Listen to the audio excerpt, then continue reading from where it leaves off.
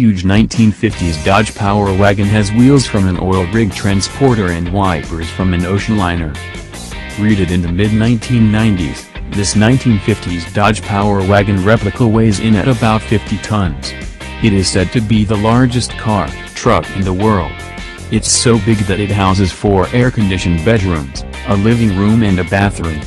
It even has a motorized tailgate that drops down to become a terrace.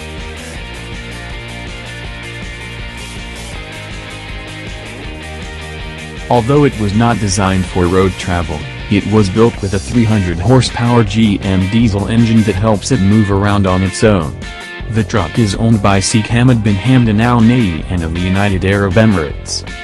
While most reports indicate the truck is 64 times larger than the original, that is clearly a stretch. But what can't be argued, however, is this truck is big. Really big.